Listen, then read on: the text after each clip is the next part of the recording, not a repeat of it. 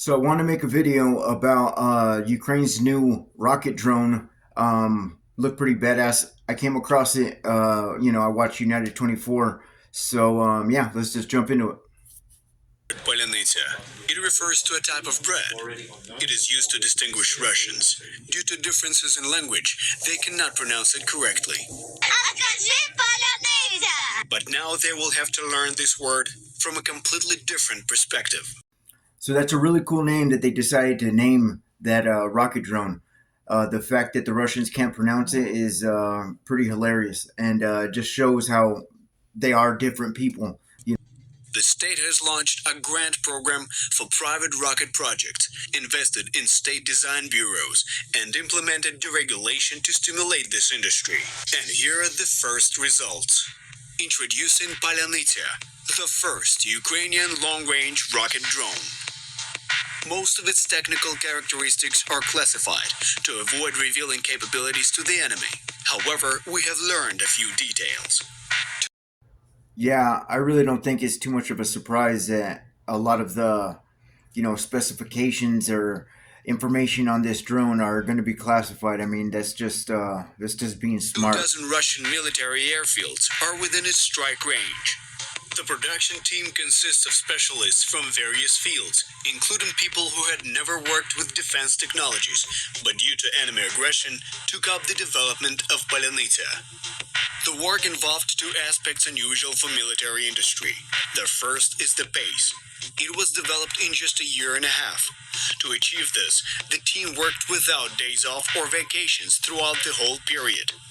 Their motivation was solid. The longer the delay, the more peaceful Ukrainians die. The second aspect is that the developers did not consider the project's profitability, which is common in the defense sector. Their only priorities are reliability and effectiveness. The structural features are classified. Well, almost. The Polyanitsa will be launched from a ground platform.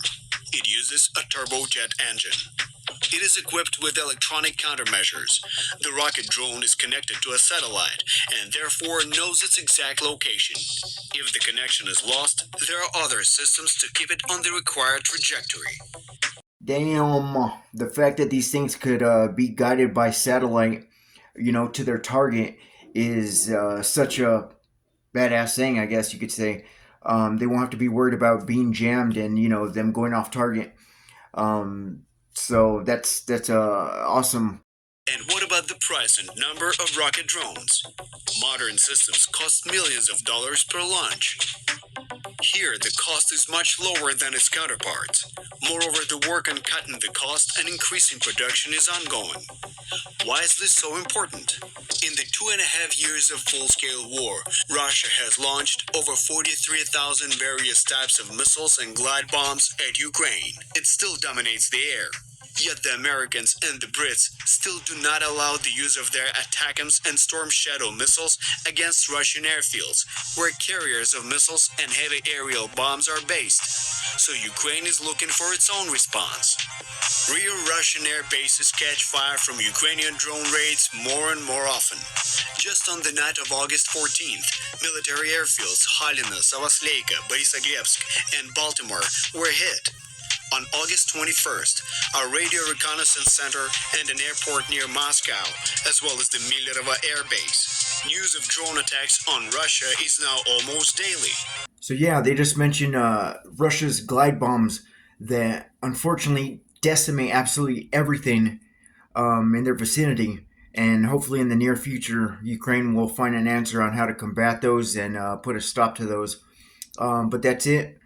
For this video. I'd appreciate it if you hit like, and I'm still trying to get down all the editing and stuff like that, so I apologize if it's that bad, but it'll get better. So anyways, thank you, and catch you guys on the next one.